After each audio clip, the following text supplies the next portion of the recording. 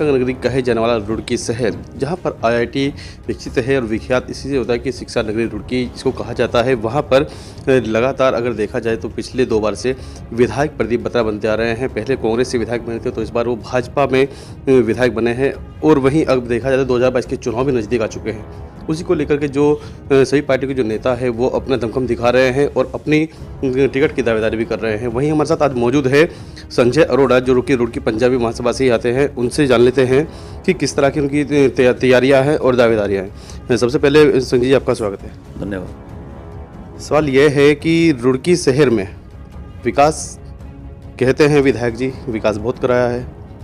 पंजाबी महासभा से वो भी आते हैं, पंजाबी से आप भी आते हैं, तो जिस तरह की आपकी दावेदारी है पार्टी के लिए, वो कैसे देखते हैं? देखिए, मैं अपनी दावेदारी पार्टी नेतृत्व के सामने रख चुका हूं और पिछली बार भी मैंने टिकट मांगा था, मेयर का भी मांगा था, विधानसभा मांगा था, लेकिन पार्टी ने किन्हीं कारणों से ये कहा था कि आपको आगे एडजस्ट करेंगे। हो सकता है अब की बार वो मुझे टिकट दें और वह टिकट होने के बाद मैं टिकट तो झोली में डाल के ही दूंगा, उसके साथ साथ जो रुड़की में अपार संभावनाएं विकास की हैं, आप 5 साल के अंदर देखें रुड़की की सूरत हम बदल के रख देंगे। ऐसी क्या कमियां रह गई है जो रुड़की विधायक प्रदीप बत्रा इन 10 सालों में नहीं कर पाए, जो आप करना चाहते हैं? अभी कमियां दूसरे की मैं गिनाने से अच्छा है, अगर मैं अपनी प्राथमिकताएं बताऊंगा तो वो ज़्यादा अच्छा है। क्योंकि ये कहते हैं कि अगर आप एग्ज़ाम में बैठे हैं तो एग्ज़ाम में बैठने के बाद अगर आपने पढ़ के आपने एग्ज़ाम दिया तो आप उसमें मैक्सिमम करने की कोशिश करते हैं। तो आपके अगर 100 में से 80 नंबर आए तो आपने यानी कि अपना बेस्ट दे दिया। और अगर मैं 90 ला सकता हूं तो मेरे पे 10% की अभी गुंजाइश है, तो वो 10% में क्या करके दिखाऊंगा, वो मेरे पे विकास की योजनाएं हैं। पार्टी आपको टिकट क्यों दे? पार्टी के लिए आपने आज कितना समय आपने पार्टी को दिया है और टिकट आपको क्यों दी पार्टी?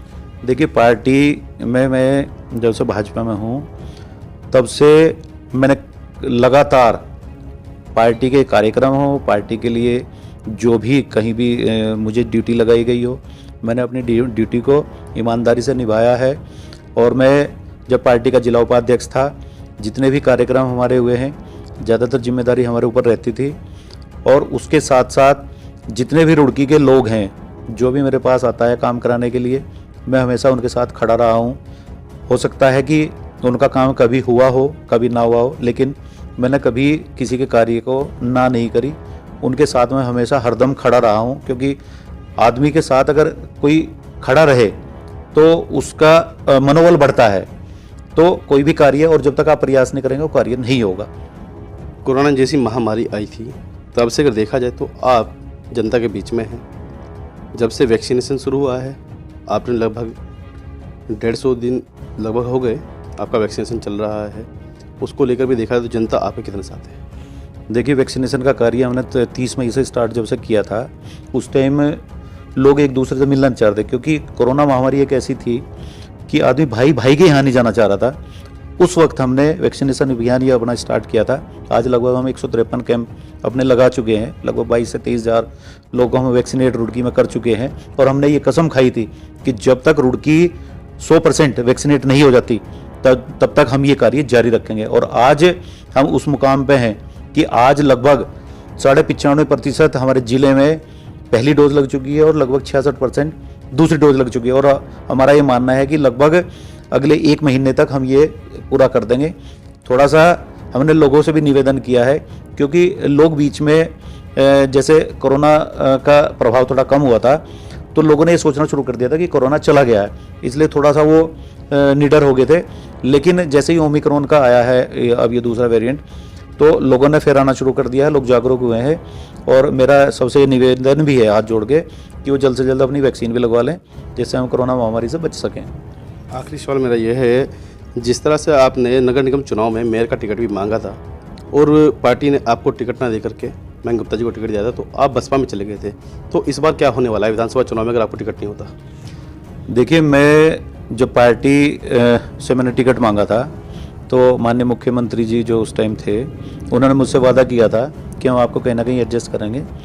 हो सकता है उन्होंने सरकार में ना एडजस्ट करा हो सकता है ये सोच रही हो कि आगे विधानसभा का टिकट देंगे, तो हो सकता है अब की बार विधानसभा का टिकट वो मुझे दें और बसपा में जाने का तो सवाल ही नहीं था। बसपा में तो वो लोग मेरे से बात कर रहे थे, लेकिन वो वहाँ तो जाने का कोई सवाल ही नहीं था। नहीं, आपने कार्यक्रम भी किया था, बड़ी धूमधाम से कार्यक्रम हुआ था, बड़ा कार्यक्रम हुआ था। उसके बाद फिर कुछ ही देर बाद आपका बयान आया था कि वो मतलब कि बसपा चुनाव नहीं लड़ेंगे और अपने भाजपा में ही सब।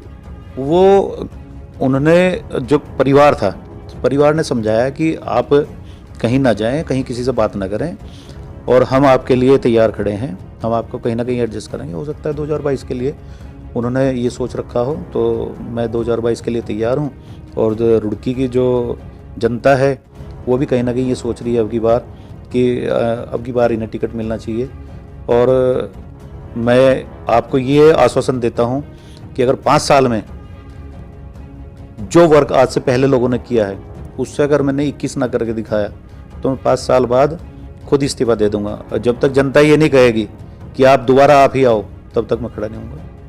चलिए, तो हमारे साथ संजय अरोड़ा जी थे, जो कि भाजपा से अपनी दावेदारी पेश की हुई है। तो अब देखना होगा कि 2022 के जो नज़दीक चुनाव आ रहे हैं उसमें भाजपा आलाकमान किसको अपना प्रत्याशी घोषित कर रुड़की में भेजती है, और आने वाला जो समय है रुड़की की जनता किसको अपना प्रतिनिधि चुनती है, किसको विधायक बनाती है, तो आने वाला समय तय करेगा 2022। तो नमस्कार।